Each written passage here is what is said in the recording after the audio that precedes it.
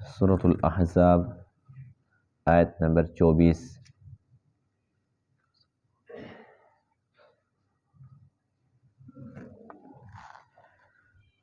اعوذ باللہ من الشیطان الرجیم، بسم اللہ الرحمن الرحیم۔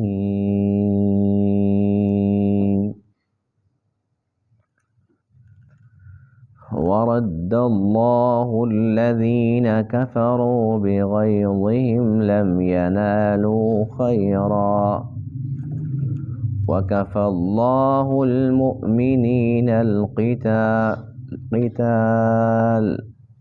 وَكَانَ اللَّهُ قَوِيًّا عَزِيزًا۔ وَأَنزَلَ الَّذِينَ ظَاهَرُوهُم مِّنْ أَهْلِ الْكِتَابِ مِنْ صَيَاصِيهِمْ وَقَذَفَ فِي قُلُوبِهِمُ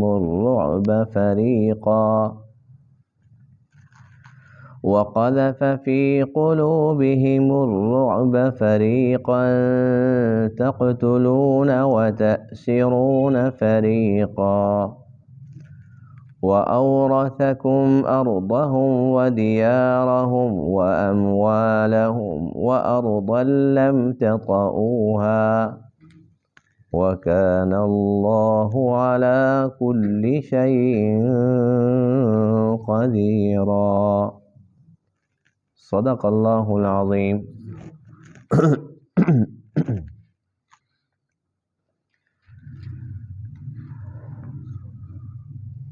گزشتہ درس میں غزوہ احزاب کے اندر ایمان والوں کے کردار کا تذکرہ تھا کہ اتنے بڑے لشکر کو دیکھ کے، اتنی بڑی فوجوں کو دیکھ کر ان کے ایمان میں اور ان کی اطاعت میں اور زیادہ اضافہ ہو گیا، اس لیے کہ وہ کامل الایمان تھے، سچے ایمان والے تھے۔ آج کے درس میں آیت کریمہ کے اندر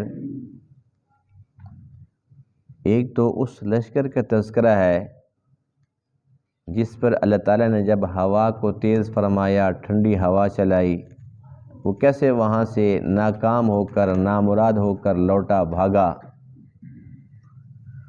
اور دوسرا ان لوگوں کا تذکرہ ہے جو یہودی تھے اور جنہوں نے اللہ کے رسول کے ساتھ پکا وعدہ کیا ہوا تھا کہ اگر باہر سے کوئی لشکر آئے گا تو ہم سب مل کر اس کا مقابلہ کریں گے، اور یہ تھے بنو قریظہ کے یہودی۔ لیکن یہ بھی شیطان کے بہکاوے میں آ گئے اور ان کو بھی یہ امید ہو گئی کہ اتنا بڑا لشکر جو مقابلے میں آیا ہے تو مسلمانوں نے بچنا ہی نہیں ہے، جب یہ ہوں گے نہیں تو کون سا ڈر، کون سا معاہدہ۔ تو انہوں نے بھی مسلمانوں کے ساتھ عین اس وقت میں جب ان کی ضرورت تھی عہد شکنی کا مظاہرہ کیا اور منافقت سے کام لیا، صاف صاف انکار کر دیا، پھر گئے۔ ایمان والوں کے لیے جو کہ پہلی تعداد میں کم تھے بہت بڑا دھچکا تھا۔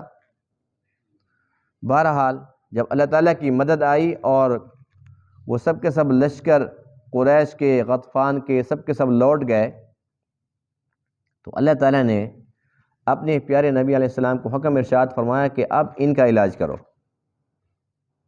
اس کے بعد پھر بنو قریظہ کے یہودیوں کے ساتھ اللہ کے نبی نے جنگ فرمائی، لیکن وہ جنگ یہ تھی کہ ان کے قلعے کا محاصرہ فرمایا اور بس جنگ کی نوبت ہی نہیں آئی، ان لوگوں نے ہتھیار ڈال دیے اور یوں اللہ تعالیٰ نے ان کو ذلیل فرمایا، دنیا کے اندر بھی اور آخرت کی ذلت پھر باقی ہے۔ اور اللہ کے نبی علیہ السلام اور آپ کے جو جانثار تھے وہ سب کے سب سرخرو ہوئے، وہ خوش ہوئے۔ تو اللہ فرماتے ہیں کہ یہ میری قدرت ہے کہ ظاہر کچھ ہوتا ہے، نظر کچھ آ رہا ہوتا ہے، لیکن حقیقت کچھ اور ہوتی ہے۔ تو انسان تدبیریں کرتے ہیں، غالب اللہ کی تقدیر آتی ہے۔ ظاہری نقشے کے اندر مسلمان تعداد میں کم تھے، وسائل کم تھے، بھوک پیاس کا دور تھا، پیٹ پہ پتھر بندھے ہوئے تھے، اور مقابلے کے اندر لشکر بہت ہی زیادہ تھا، ان کے پاس مال و دولت، اسباب، سب کچھ تھا۔ اور بنو قریظہ کے یہودی تو بہت بڑے مالدار تھے، یہودی شروع سے مالدار ہیں، تو ان کے پاس بڑی زمینیں، جائیدادیں، سب کچھ تھا۔ لیکن اللہ تعالیٰ نے دکھایا کہ جو تھوڑے تھے تعداد میں وہ کامیاب ہوئے، جو زیادہ تھے وہ ناکام ہوئے۔ تو دنیاوی اصولوں کو دیکھا جائے تو یہ ناممکن سی بات ہے، لیکن اللہ کی قدرت، اللہ تعالیٰ اس کا اظہار فرماتے ہیں، جیسے کہ اس واقعے کے اندر اظہار فرمایا۔ تو ہم ایمان والے ہیں الحمدللہ، اللہ کی قدرت پر یقین کامل رکھتے ہیں الحمدللہ۔ وَرَدَّ اللَّهُ الَّذِينَ كَفَرُوا، اور اللہ تعالیٰ نے لوٹا دیا کافروں کو، بِغَيْظِهِمْ، ان کے غصے کے ساتھ۔ بڑے غصے کے جا رہے تھے کہ بھئی اتنا بڑا منصوبہ بنایا تھا اور کیا ہاتھ آیا۔ لَمْ يَنَالُوا خَيْرًا، وہ کوئی بھی خیر نہیں حاصل کر سکے، چھوٹی سی کامیابی مل جاتی وہ بھی نہیں ملی۔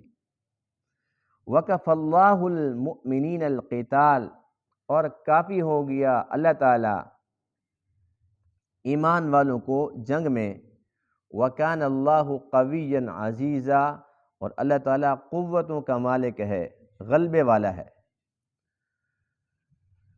وَأَنزَلَ الَّذِينَ ظَاهَرُوهُم مِّنْ أَهْلِ الْكِتَابِ، ان آیات میں تذکرہ ہے بنو قریظہ کے یہودیوں کا، اور اللہ تعالیٰ نے اتارا ان لوگوں کو جنہوں نے ان کافروں کی، ان لشکروں کی مدد کی تھی اہل کتاب میں سے، من صیاصیہم، ان کے قلعوں سے، وَقَذَفَ فِي قُلُوبِهِمُ الرُّعْبَ، اور ان کے دلوں کے اندر رعب ڈال دیا۔ فَرِيقًا تَقْتُلُونَ، ایک فریق کو تم قتل کرتے ہو، وَتَأْسِرُونَ فَرِيقًا، اور ایک گروہ کو تم قید کرتے ہو۔ وَأَوْرَثَكُمْ أَرْضَهُمْ، اور اللہ نے تمہیں ان کی زمینوں کا وارث بنا دیا۔ وَدِيَارَهُمْ، ان کے گھروں کا مالک بنا دیا۔ وَأَمْوَالَهُمْ، اور ان کے مالوں کا وارث بنا دیا۔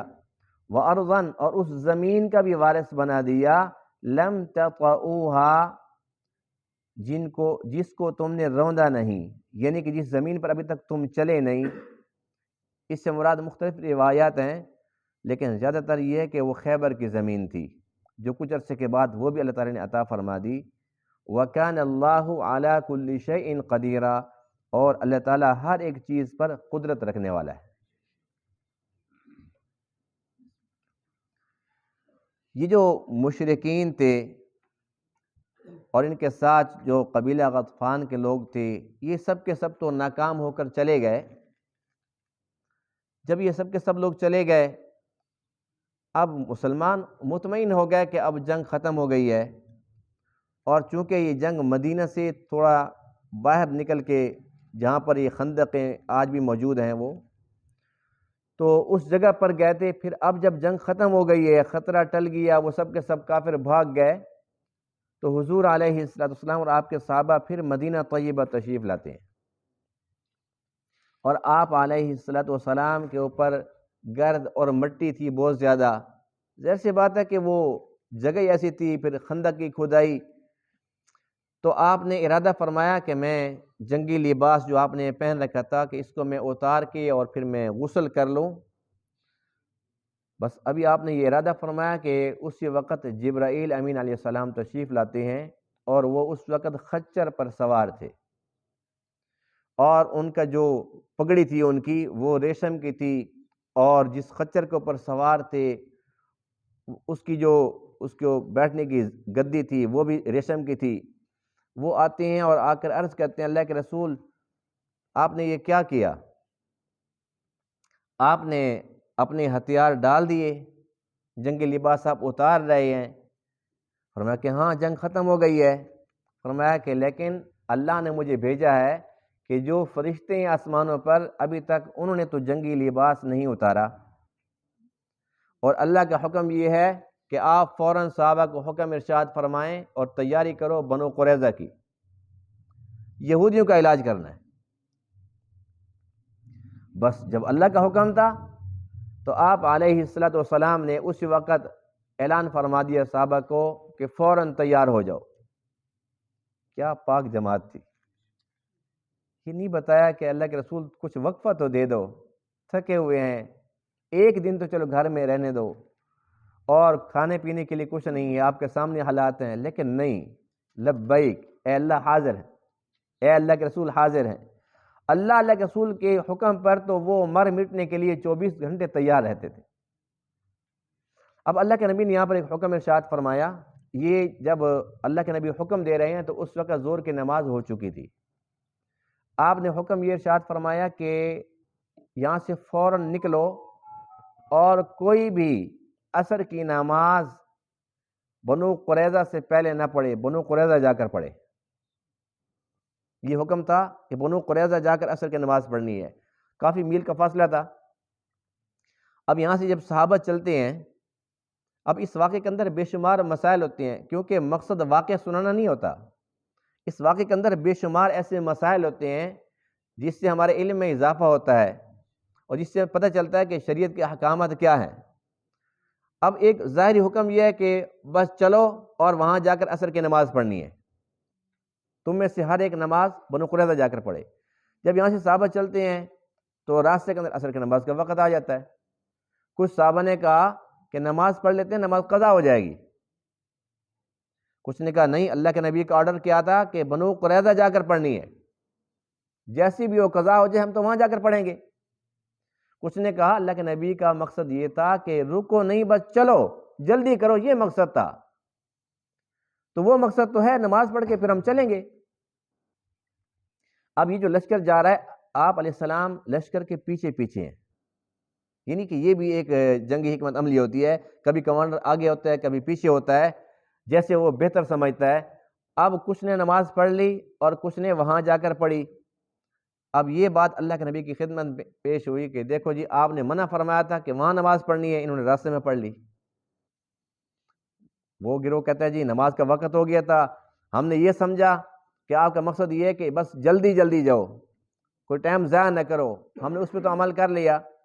تو اللہ کے نبی نے کسی کو بھی نہیں ڈانٹا۔ اب یہ ایک مسئلہ ہو گیا، اسی سے جو ہمارے فقہ، یہ فقہ کیا ہوتی ہے، اب ایک امام کہتے ہیں اس وقت نماز پڑھو، دوسرا کہتے ہیں اس وقت نماز پڑھو، اسی قسم کے واقعات سے جو ائمہ کرام ہیں وہ مسائل نکالتے ہیں۔ اب وہ عصر کی نماز کے وقت کہاں تک ہے، اب وہ کہتے ہیں دیکھو جی اللہ کے نبی نے کیا فرمایا، وہاں جا کے پڑھنا ہے، اتنا وقت ہے۔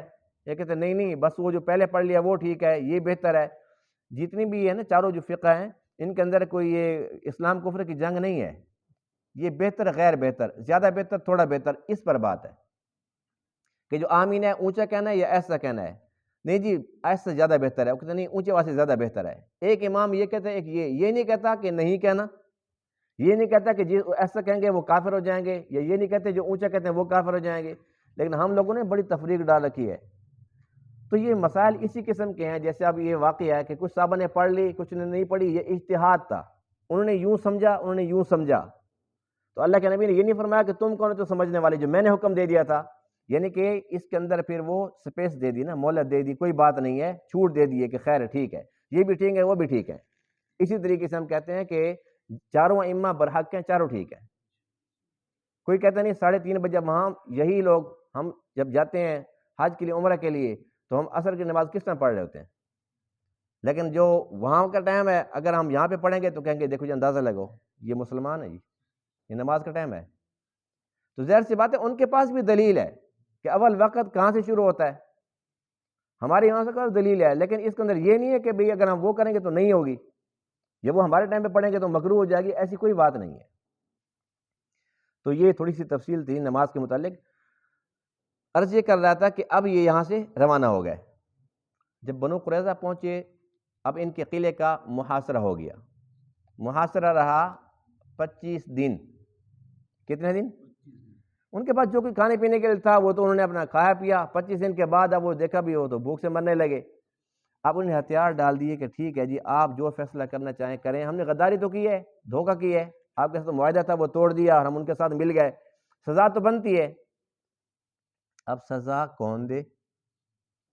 اس کے لیے ان کے خیال میں یہ تھا کہ حضرت ابو لبابہ رضی اللہ تعالیٰ عنہ، بھئی ان کے ساتھ ہمارے اچھے تعلقات ہیں، ان کو ہم حکم بناتے ہیں۔ ان سے پوچھا کہ اگر آپ کو حکم بنا لیں ہم یہ کہتے ہیں کہ چلو جی ان پہ چھوڑ دیتے ہیں، انہوں نے یوں کیا، جب یہ کیا انہوں نے کہا نہیں نہیں، انہوں نے کہا یہ نہیں، یعنی اشارہ کیا نا، وہ ڈر گئے، انہوں نے کہا کہ اس کا مطلب ہے کہ یہ تو ہمیں ذبح کروائیں گے، نہیں بھئی یہ نہیں حکم۔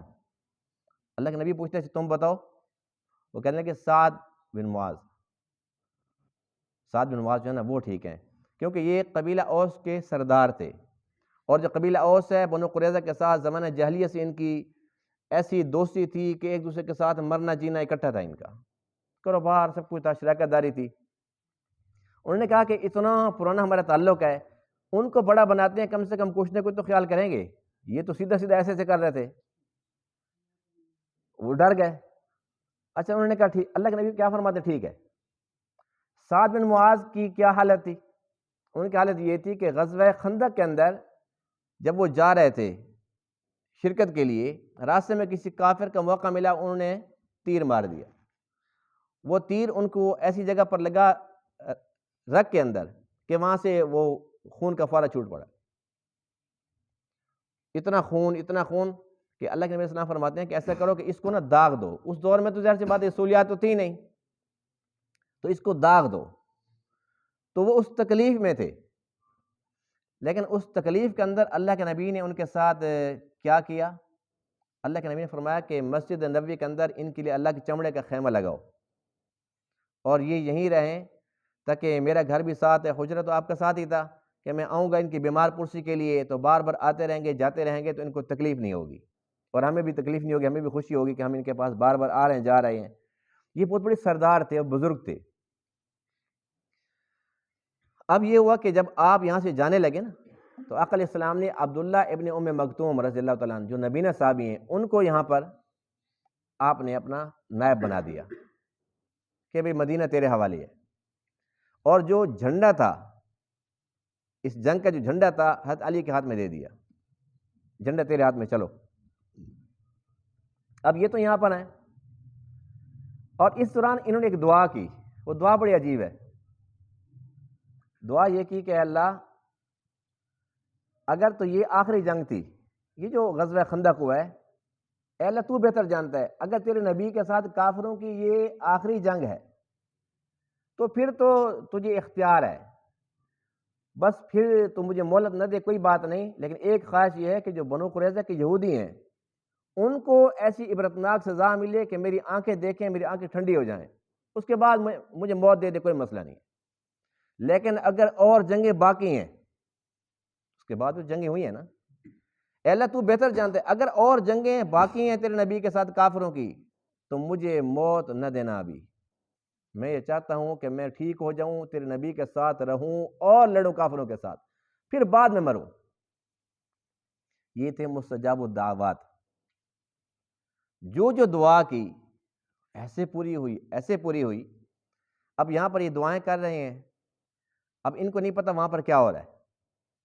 25 دن کے محاصرے کے بعد اب یہاں پر کیا کہ زخم ایسا ٹھیک ہوتے وہ خون جو ہے وہ بند ہو گیا، زخم کچھ بہتر ہو گیا، تھوڑا سا بچ گیا تھا، زیادہ بہتر ہو گیا تھا، یعنی کہ خطرے والی بات نہیں رہی تھی۔ اب وہاں پر یہودیوں نے کیا کیا؟ انہوں نے یہ کہا کہ بھئی سعد بن معاذ جو فیصلہ کر دیں وہ حکم ہے۔ اللہ کے نبی فرماتے ٹھیک ہے، تم اپنے قلعوں سے باہر نکل آؤ۔ وہ باہر نکل آئے، اللہ کے نبی علیہ السلام نے وہاں پر بندے بھیجی، جاؤ سعد کو لے کر آؤ۔ سعد کو جب لینے کے لیے گئے تو وہ تکلیف میں تھے، بزرگ بھی تھے، ان کو بتایا بھی ایسے ایسے مسئلہ ہے، آپ یہاں سے چلو، تو ایک گدھے کے اوپر ان کو سوار کرایا گیا اور بڑی مشکلوں سے، اور جو ان کے قبیلہ کے لوگ تھے وہ ان کو لپٹ لپٹ کے نا رونے لگ گئے کہ ایسا ہے کہ خیال کرنا اب آپ کو حکم بنا ہی دیا ہے تو یہ خیال رکھنا وہ زمانہ جہلیت سے ہمارا مرنا جینا اکٹھا ہے، ان کے ساتھ بڑے تعلقات ہیں، خوشی غمی کے اندر ہم شریک ہوتے رہتے ہیں، اس کا تھوڑا سا خیال رکھنا۔ وہ چپ، بولتے نہیں تھے، وہ پھر روئیں پیٹیں کہ بھی کچھ بول تو صحیح۔ آخر انہوں نے یہ کہا کہ میں وہ کروں گا اللہ کے راہ میں کہ جس پر مجھے کوئی ملامت نہ ہو، اللہ کی محبت کے اندر میں وہ کچھ کرنا چاہتا ہوں کہ مجھے پھر کوئی ملامت کرنے والا ملامت نہ کر سکے۔ وہ تو اور رونے لگ گئے، ان کا اس کا مطلب یہ ہے کہ ہماری باتوں کی پرواہ نہیں ہے، یہ اللہ کی محبت کے اندر بہت کچھ کرنا چاہ رہے ہیں۔ بہرحال یہ یہاں سے چلے، جب بنو قریظہ اللہ کے نبی علیہ السلام کے خیمہ کے پاس ان کی سواری رکی تو اللہ کے نبی علیہ السلام نے صحابہ کو حکم دیا کہ اٹھو، اپنے سید کا، اپنے سردار کا استقبال کرو۔ اب یہ جو اللہ والوں کے لیے ہم کھڑے ہو جاتے ہیں، ان کا استقبال کرتے ہیں، تو یہ بھی یعنی کہ یوں سمجھو کہ اس حدیث پاک سے ثابت ہے۔ ایک ہوتا ہے کہ خود کہنا، یعنی کہ ایک بندہ تمنا رکھتا ہے کہ لوگ کھڑے ہو جائیں میرے لیے، یہ غلط ہے۔ اللہ کے نبی نے اس کو بہت ہی زیادہ برا قرار دیا ہے، فرمایا کہ یہ غلط ہے۔ لیکن ایک یہ ہوتا ہے کہ اب دیکھو سعد کی تو خواہش نہیں تھی، اللہ کے نبی کی خواہش تھی کہ یہ بڑا ہے، یہ سردار ہے، اور اپنے قبیلہ اوس بہت بڑا قبیلہ ہے، اس کے سردار تو تھے ہی، تو آپ نے حکم دیا کہ کھڑے ہو جو اس کے استقبال کرو۔ صحابہ کھڑے ہو گئے، استقبال کیا اور ان کو سواری سے اتارا۔ اس وقت استقبال اس لیے بھی بنتا تھا، اللہ کے نبی اتنے زیادہ پروٹوکول کیوں دے رہے تھے؟ تاکہ یہودیوں کو پتہ چلے کہ جس کا تم نے انتخاب کیا ہماری نظر کے اندر بھی یہ بڑے ہیں، کوئی چھوٹے نہیں ہیں، اور اب تو ہم سب کے بڑے ہیں، یہ ہماری طرف سے بھی ہم نے ان کو قبول کر لیا بڑا، اور تم نے تو خود ان کو بڑا مان لیا ہے، تو بالکل ٹھیک ہے، اب بڑے ہیں تو ان کو ہم بڑا بنائیں گے۔ حضرت سعد جب آئے تو اللہ کے نبی فرماتا ہے کہ ہاں بھی آپ نے فیصلہ کرنا ہے، اب انہوں نے آپ کو حکم بنا دیا، تو آپ نے ان کی طرف دیکھا، میری بات مانو گے؟ انہوں نے کہا جی کیوں نہیں مانیں گے؟ ان کے ذہن میں تو وہ والی بات تھی نا کہ پرانا تعلق ہے، قرابت داری ہے، بڑی دوستیاں تھی۔ اس کے بعد پھر ادھر جو خیمے تھے مسلمانوں کے، تم بھی میری بات مانو گے؟ انہوں نے کہا جی کیوں نہیں مانیں گے؟ اللہ کے نبی نے آپ کو بڑا بنا دیا۔ انہوں نے کہا میرا فیصلہ یہ ہے کہ ان کے جتنے مرد ہیں سب کو قتل کر دو،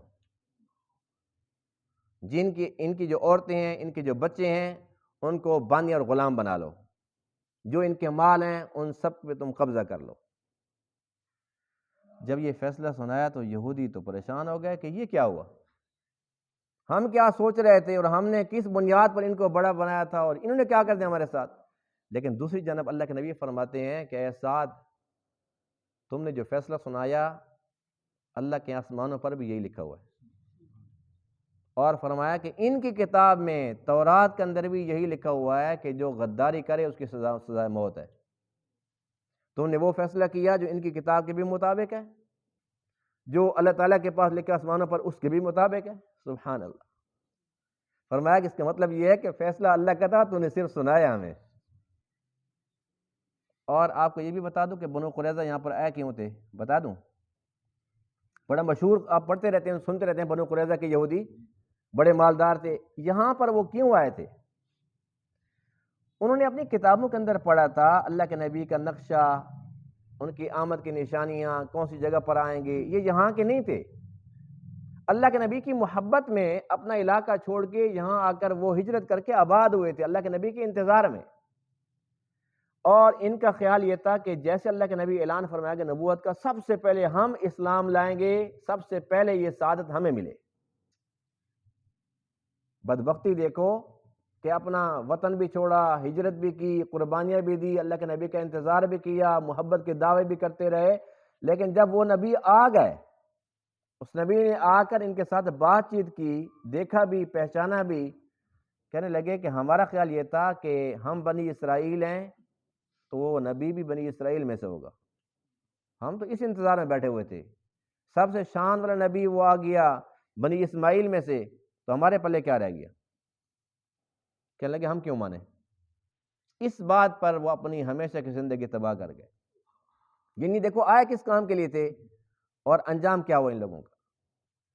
اس کے بعد پھر یہ ہوا کہ اللہ کے نبی نے فرمایا کہ ان کے مردوں کو قتل کرو اور ان کو فرمایا کہ باندھ کر لے آؤ۔ پھر وہاں پر ایک بہت بڑی کھائی بنائی گئی، اور تقریباً 700 سے 800 یہودی جن کے ہاتھ بندھے ہوئے ہوتے تھے آتے تھے، ان کی گردن کاٹ دی جاتی تلوار کے ساتھ۔